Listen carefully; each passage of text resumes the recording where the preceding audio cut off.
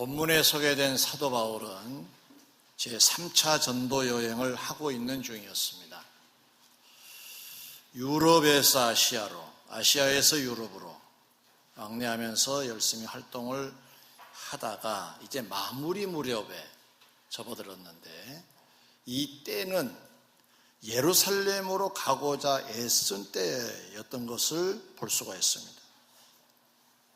오늘 이 말씀을 준비한 이유는 전도자 사도 바울이 고향 같은 곳 예루살렘으로 가고자 애를 쓰고 있어서 우리하고 좀 비슷한 점이 있다 싶어서 본문을 오늘 소개하게 되었습니다. 명절을 맞잖아요. 우리를 가리켜서 한편으로는 전도자라고도 말할 수가 있지요. 바울이 고향 찾기 예루살렘을 통해서 뭘 했으며 어떻게 했는가를 통해 교훈을 얻고자 말씀을 준비했습니다. 하나씩 살펴봅시다. 하나씩. 첫 번째입니다. 사도 바울은 왜 예루살렘으로 가고자 했을까? 서둘러서, 일반적인 코스가 아니라 서둘러서 왜 예루살렘으로 가고자 했을까? 당시 이 예루살렘은 사도 바울이 이 복음을 전하기 위해서 다니기 전에는 이곳이 주무대였습니다. 고향 같은 곳입니다. 자, 사도행전 20장 16절에 보니까 그 고향 같은 예루살렘을 가고자 한 이유를 밝히기를 중간에 오순절 안에 예루살렘에 이르려고 급히 가미러라 그랬습니다. 급히 간 이유가 오순절 안에 도착하고자 함이라는 겁니다. 자, 오순절이라는 명절인데요. 이 명절은 구약 성경에 기록하기를 이스라엘의 3대 절기 중에 하나로서 밀수확을 해서 감사를 드리는 소위 여름 작물이 끝나고 이제 제사를 드리는 그 절기가 바로 오순절인데, 그러한 절기로서 특별히 신약 성경에서는 성령 강림이 됐던 때가 오순절 때입니다. 그래서 구약의 의미와 신약의 의미가 다 있는 이 오순절 명절을 맞이하고 있기 때문에 이 전에 가서 준비하여 명절을 받겠다는 겁니다. 이 절기가 되면 지방에 있는 사람들도 예루살렘으로 올라옵니다. 성인이라고 생각하면 거의 다 올라옵니다. 뿐만 아니라 외국에 흩어져 있는 유대인들도 다 돌아옵니다.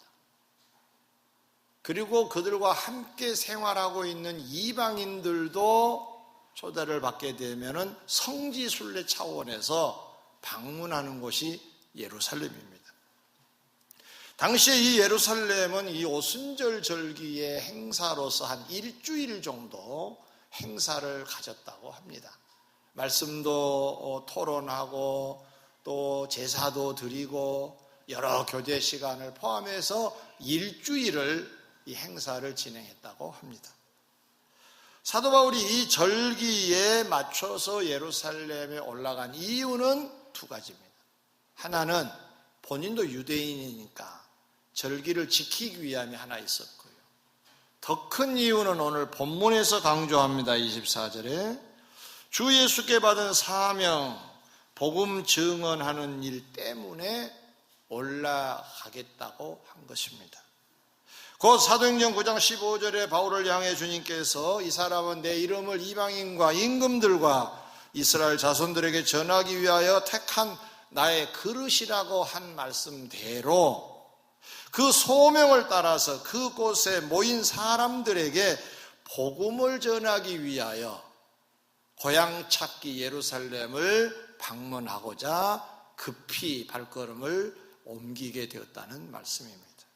정리해 보면 사도 바울의 삶은 어떤 삶이냐, 뭐가 중요시하는 삶이었느냐, 하나님이 원하신 많은 사람들에게 복음을 전하라고 하는 소명을 따라서 산 삶이었습니다.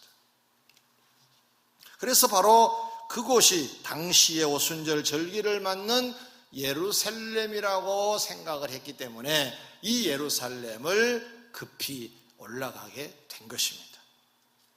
구약 요나서를 보면 하나님께서 요나 선지자에게 니느웨라고 하는 성읍으로 가서 복음을 외치라고 말씀을 하십니다. 사실 그 니느웨라고 하는 성은 죄악이 가득해서 40일 후면 멸망받을 성읍이었습니다. 죄가 가득 찼다는 말은 그릇으로 말하면 차고 곧 넘칠 단계가 됐다는 얘기입니다. 그래서 진노가 내릴 수밖에 없는 상황이었습니다. 그곳에 이 요나를 하나님이 보내십니다. 하나님은 심판주가 되시니까 죄가 가득하면 그냥 심판하시면 되는데 왜 요나를 보내셨느냐? 요나서 4장 끝무렵에 그 비밀이 소개되어 있습니다. 하나님께서는 이 12만여 명이나 되는 좌우를 분변치 못한 당신이 아낀 사람들이 그 성읍에 있다라고 말씀을 하십니다. 결국 하나님이 아끼신 백성이 그곳에 있어서 요나를 파송하셨다는 말씀입니다. 바울을 파송하신 이유나 요나를 파송하신 이유는 다 그곳에 당신의 백성, 아끼시는 백성, 사랑하는 백성들이 있어서 그들이 이 복음을 들어야 살기 때문에 보내셨다고 하는 말씀입니다. 사도행전 18장 9절 이하에 보면 당시의 사도 바울은 고린도 지역에서 복음을 전하고 있을 때입니다. 다른 곳에서처럼 이곳에서도 여전히 어려움을 당하고 있었습니다. 유대인들의 괴롭힘, 이방인들의 또 공격, 매도 맞고 감옥에도 갇히고 참 어려웠었는데 이 고린도 지역에 와서도 여전히 많은 어려움이 있었습니다. 누적된 어려움으로 사실 사도 바울은 어떻게 보면 인간인지나 상당히 좌절하고 근심 염려를 하고 있을 때라고 봅니다. 근데 그날 밤 주님이 나타나셔서 두려워하지 말고 말하라 하시면서 그 이유를 밝히시기를 이 성 중에 내 백성이 많다고 말씀하십니다. 사랑하는 성도 여러분, 전도자를 파송하신 이유는 당신의 백성이 있기 때문에 파송하신 겁니다. 자, 그렇다면 우리들에게 지금 현재 바라신 바는 무엇일까요? 왜 이번에 우리를 고향에 보내실까요?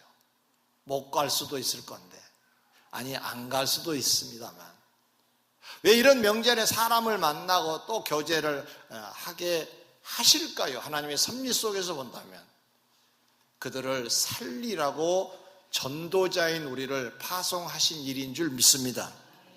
그러므로 우리 삶의 목표를 전도에 두고 수고해야 맞다는 얘기입니다. 무슨 일로 명절 찾기를 하시겠습니까? 용돈 드리러 가십니까? 선물 전달하러 가십니까? 선물 받기 위해서 가십니까? 인사차 가십니까? 그것은 하시되 우리는 중심에 무엇을 두어야 되느냐? 바울이 늘 그 중심을 가지고 살았던 것처럼 하나님 마음에 늘 있으셨던 것처럼 하나님이 우리를 어딘가 보내실 때는 누군가를 만나게 하실 때는 전도에 초점이 맞춰져 있다는 사실을 놓치면 안 됩니다. 그렇다면 우리 삶의 전도가 빠지면 잘못 살고 있는 것이 되겠지요. 우리 삶의 전도가 꼴찌 수준쯤 된다, 시간 나면 하는 것으로 여긴다라고 한다면 이 또한 인생 설계를 잘 못하는 셈이 되겠지요.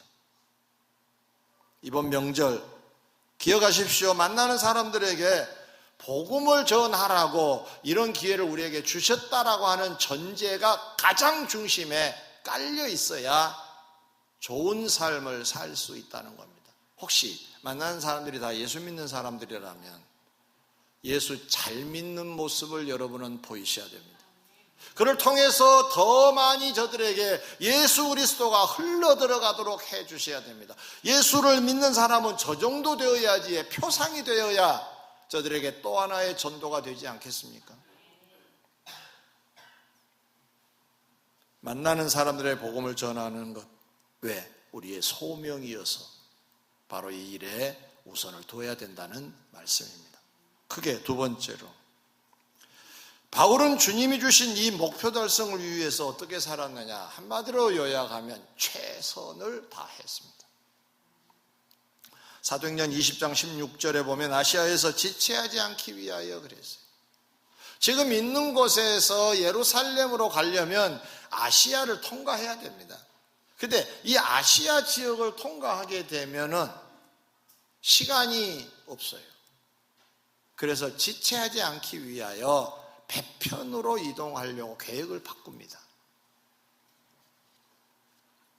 그리고 오순절 안에 예루살렘에 이르려고 급히 가미러라 라고 하는 표현을 16절에 하고 있는 것을 볼 수가 있습니다. 한마디로 말하면 바울은 그 오순절 절기에 모인 사람들에게 복음을 증거하기 위하여 최선을 다하고 있었다라는 얘기입니다.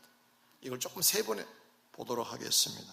자, 그럼 첫 번째로, 바울의 일생을 이렇게 살펴보면 시간을 매우 아끼면서 시간을 잘 활용했다는 것을 알 수가 있습니다.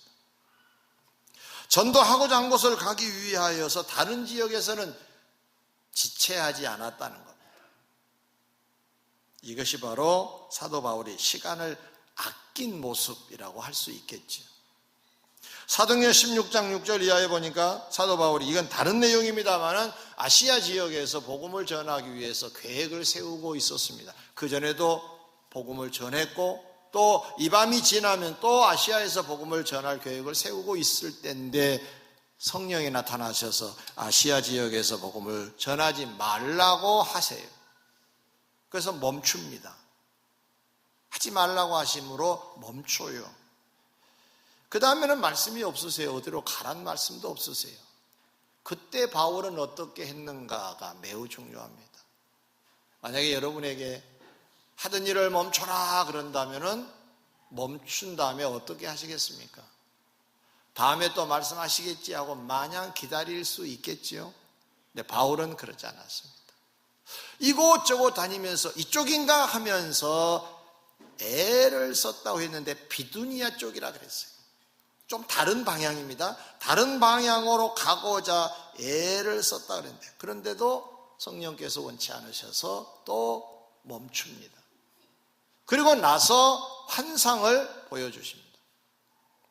마게도냐 사람에 나타나서 건너와서 우리를 도우라라고 하는 환상이었습니다.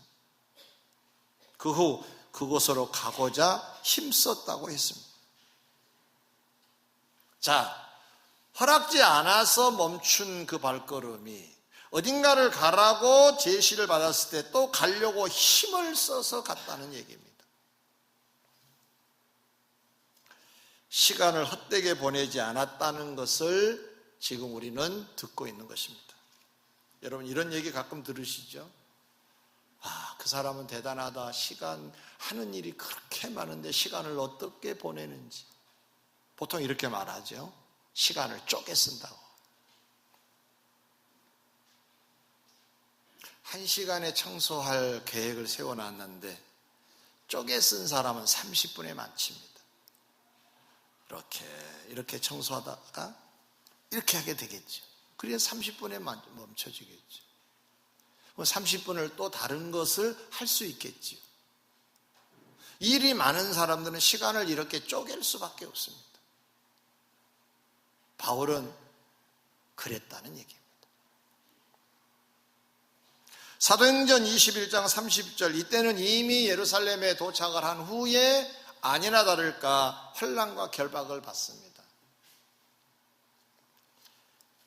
이스라엘 지역에 머물고 있는 사람들은 바울을 잘 모르지만 아시아 지역이라든가 이런 지역에 나가 있는 사람들은 바울을 이제 알아봤습니다. 예수를 전한다는 것을 알게 됐습니다. 자기들의 율법에 어긋난다는 사실을 알게 되고 사람들을 이제 동요를 시킵니다. 그래서 다 바울을 향하여 공격하기 시작합니다. 참고로 말씀을 드리면 이스라엘 사람들의 공격은 돌을 들어서 칩니다. 무자비합니다. 그 율법에 있어요. 돌로 치라라고 되어 있어요. 바울은 많이 맞았습니다. 예루살렘에서. 그러자 당시에 치안을 담당하고 있는 천부장, 백부장 이런 사람들이 로마에서 파견 나온 사람들이죠. 이 사람들이 가서 말려서 이제 보호를 받게 됩니다. 근데 그들은 여전히 분이 풀리지 않아서 여전히 바울을 향하여 죽이겠다고 하는 입장을 갖고 있습니다. 천부장은 결박하여 영내로 끌고 갑니다. 구속시키고 무슨 죄를 졌는지를 알아보기 위해서 이제 끌고 갑니다. 그때 그 치안총 책임자에게 내가 저들에게 할 말이 있으니 시간을 좀 내줄 수 있겠느냐. 저 사람들이 알아들을 수 있는 말을 할 수 있겠느냐. 네, 할 수 있다고. 층계에 올라가서 저들을 향하여 예수는 누구인가를 알립니다. 피투성이가 된 몸인데, 그리고 아직도 저들 손에는 돌멩이가 들려있는데 아차하면 던져질 건데, 그리고 지금 끌려가는 입장인데 뭘 느낄 수가 있습니까? 그 시간까지도 전도를 하고 있었다는 사실은 시간을 얼마나 잘 사용했는가를 알 수 있다는 말씀입니다. 순간순간 그냥 지나칠 수 있는 것을 싫어한 사람이 바울이었습니다. 어떻게 해서라도 복음을 전하고자 한 그 최선이 그의 목표 달성을 이루게 되었다고 말할 수가 있겠죠. 그렇다고 그것만 바라보고 거기에서만 그랬느냐, 나머지는 대충 했느냐, 그러질 않습니다. 사도행전 20장 오늘 우리가 읽었던 17절 내용을 보면 바울은 예루살렘으로 가기 전 일정이 소개되고 있습니다. 이 밀레도라고 하는 곳에 잠깐 머물 때인데 시간이 없어 아시아 쪽으로 가지는 못하고 이제 배편으로 이제 예루살렘을 향하여 가야 된단 말이에요. 그러면 아시아 쪽에 들려서 가서 저들을 격려하고 또 복음을 전해야 되는데 시간이 없으니까 이번에는 자기가 밀레도에 머물면서 오라고 합니다. 다 올 수는 없으니까 지도자들을 불러요. 앞으로 이렇게 너희들은 살아야 된다는 복음을 또 전합니다. 사랑하는 성도 여러분, 모든 사람들에게 하루는 24시간입니다. 주어진 시간을 얼마나 총총 사용하느냐에 따라서 미래는 분명히 달라질 것입니다. 세상의 일도 그렇지만 신앙에서 말입니다. 바울은 환경과 여건이 좋지 않아도 그 시간 위에서 자기가 할 수 있는 것으로 최선을 다하여 자기가 해야 될 일 복음을 전하고 있었다는 사실에 우리의 관심을 좀 이제 가져야 되지 않겠는가 하는 생각이 듭니다. 잠언 22장 29절에 보면 내가 자기의 일에 능숙한 사람을 보았느냐? 이러한 사람은 왕 앞에 설 것이요 천한 자 앞에서는 서지 아니하리라 그랬어요. 능숙한 자가 뭘까요? 뭘 반복하면 능숙한 자가 됩니다. 소위 달인이 되는 거죠. 달인이 되면 이제 감각적으로 온몸에 익혀지게 되는 거죠. 능숙한 사람을 보았느냐? 그는 왕 앞에 설 것이요 그랬어요. 그게 무슨 얘기인가요? 왕 앞에 선다는 말은 성공한다는 얘기잖아요. 그러면 능숙할 정도로 얼마나 성실했느냐를 얘기한 겁니다. 바울은 얼마나 성실했습니까? 매 맞은 중에도, 매 맞고 가는 중에도 시간을 만들어서 복음을 전하고 있는 이 바울은 디모데후서 4장에서 고백한 대로 승리의 면류관이 주어질 수밖에 없는 거죠. 여러분, 우리 모두 다도 환경과 여건에 굴하지 말고 중요한 복음을 전하는 일에 최선을 다해야 될 줄 믿습니다. 작은 두 번째로, 최선을 다했다고 했는데 어떠한 가치관이었기에 최선을 다했을까 한 번쯤 점검해 볼 필요가 있다고 봅니다. 사도 바울은 소명을 생명보다 더 귀한 것으로 여겼다고 그랬거든요. 그래서 최선을 다했던 겁니다. 그 배경을 보겠습니다. 사도행전 20장 22절 이하에 보니까 보라, 이제 나는 성령에 매여 예루살렘으로 가는데 거기서 무슨 일을 당할는지 알지 못하노라. 오직 성령이 각 성에서 내게 증언하여 결박과 환난이 나를 기다린다고 하시나. 24절, 내가 달려갈 길과 주 예수께 받은 사명 곧 은혜의 복음을 증언하는 일을 마치려 하면은 나의 생명조차 조금도 귀한 것으로 여기지 아니하노라 그랬어요.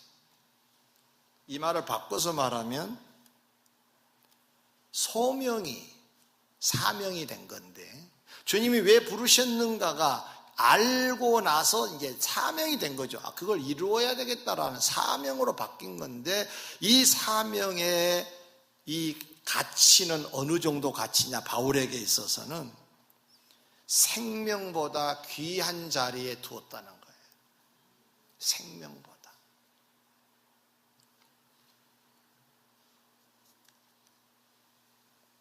왜 그랬을까요? 왜 이렇게 중요할 거예요? 이 전도라고 하는 건 우리가 시간 나면 좀 하고 안 해도 그만이고 그런 거 아닌가요?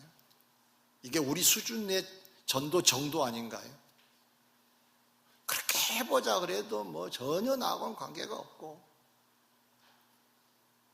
그게 전도 아닌가요? 그렇게 인식해 온 게 우리들의 현실 아닌가 봅니다. 오늘 새롭게 정립을 하십시오. 생명보다 그 소명을 더 귀히 여긴 이유가 뭘까? 하나 더 예를 들고 말씀을 정리해 드리도록 하겠습니다. 사도행전 21장 7절 이하에 보니까 이제는 사도 바울이 예루살렘에 더 가까이 와 있습니다. 가이사랴라고 하는 곳에 도착을 했어요. 그 가이사랴에 빌립이라고 하는 집사님이 살고 있었어요. 이 집은 마치 오늘날 교회당처럼 사용이 되었습니다. 이 빌립 안수 집사님 집에 자연스럽게 바울이 방문을 한 겁니다. 코스 중에 들릴 만한 코스여서 잠깐 들린 겁니다. 그런데 그곳에 유대로부터 내려온 예언자가 한 사람 있었는데 이름은 아가보라고 하는 예언자였습니다. 이 사람이 여러 얘기를 하는 중에 결론은 이렇습니다. 바울이 그곳에 가면 결박을 당할 것이다 라고 또렷이 예언해 줍니다. 지금 가면 결박을 당한다. 결박을 당하면 구속된다는 얘기고, 구속되는 재판을 받는다는 얘기고, 죽는다는 얘기하고도 연결이 됩니다. 그때 바울을 동행했던 자들과 빌립기에 모여있는 이 사람들이 합세를 해가지고 제발 바울 선생님 예루살렘에 올라가지 마세요 하고 말립니다. 참 다양하게 접근을 하면서 말렸겠지요. 울고불고 하는 사람도 있었을 것이고, 토라진 사람도 있었을 것이고. 사실은 예루살렘에 가까이 오기 때문에 바울도 좀 먹먹했을 거라고 짐작을 해봅니다. 그러면 이게 연결이 되잖아요. 막 말리고 자기도 좀 두려워지고. 제가 어디서 한번 체험을 했냐면은, 제가 옛날에 우리 성교원 아이들을 데리고 창경원 놀러를 갔어요. 옛날 얘기입니다. 갔는데 이제 선생님들이 아이들 데리고 뭐 여기도 뭐 구경시켜주고 그러는데 날 보고 바이킹을 타라 그러더라고요. 그래서 배 있잖아요, 배. 제가 바닷가 출신이니까 뭐 아무것도 아니라고 생각이 되었어요. 그래서 탔어요. 그것도 아주 용기 있게 저 뒤쪽에 탔어요. 죽는 줄 알았어요.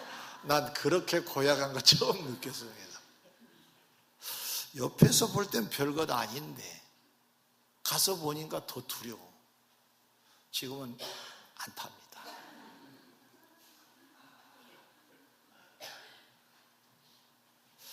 뭔가 두려운 상황이 가깝게 가면 더 두려운 거거든. 그때 느낀 감정입니다. 바울은 예루살렘에서 결박과 환난을 당한다는 이 말씀을 성령으로부터 계속 각성해서 들었어요. 그리고 지금도 아가보가 예언을 합니다. 당신 가면 결박당한다. 그것만 딱 하고 마쳤겠어요. 울고 불고 하는 사람들이 그러면 이럴 수 있잖아요. 못 이긴 척 하면서 그럴까? 다음에 갈까? 이럴 수도 있죠. 자기도 두렵고 말리는 사람도 있고. 그런데 그는 이렇게 말합니다. 그러지 말라. 피하지 않으면서 그가 하는 말이 있습니다. 죽을 것도 각오했다. 나는 올라가야 한다. 주께 소명을 받아서 가야 한다. 왜 이렇게 했을까? 추적해 보면 바울을 바울되게 하신 분이 주님이시거든요. 영생의 선물을 주신 분이 주님이시거든요.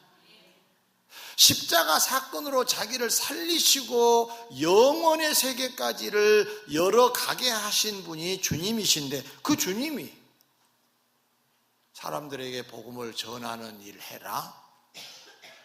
이 소명을 주셨기 때문에 거역할 수가 없었던 거죠. 나를 있게 하시고 나를 살리신 분인데 내가 좀 힘들다고 못하겠습니다. 이거 안 되는 거라고 판단을 한 겁니다. 내가 좀 결박을 당하면 당하지요 뭐. 매 맞으면 맞지요 뭐. 손해가 나면 얼마나 나겠습니까? 내가 당신 때문에 살았는데, 내가 당신 때문에 천국을 가게 되었는데 어떻게 내가 사양할 수 있겠으며 어떻게 피할 수가 있겠습니까?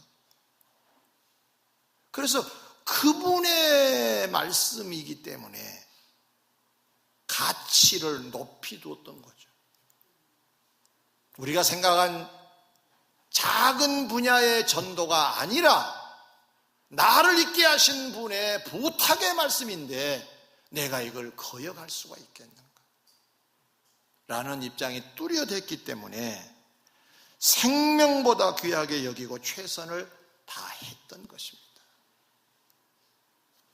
사랑하는 성도 여러분, 우리에게 어떤 소명이 있나요? 마태복음 28장에 우리를 향하여 주님이 말씀하신 내용이 있습니다.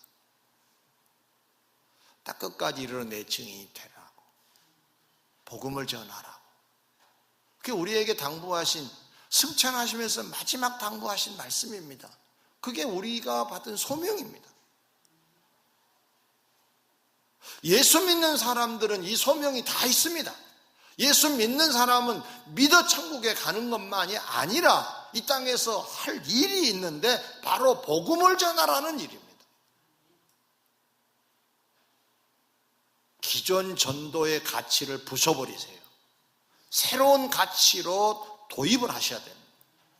이것이 얼마나 중요한 것인가? 십자가로 우리를 살리신 그분의 마지막 부탁입니다. 이번 명절을 어떻게 보내시겠습니까? 예수 안 믿는 사람들을 만날 수 있겠지요. 복음 전하셔야 돼요. 아멘.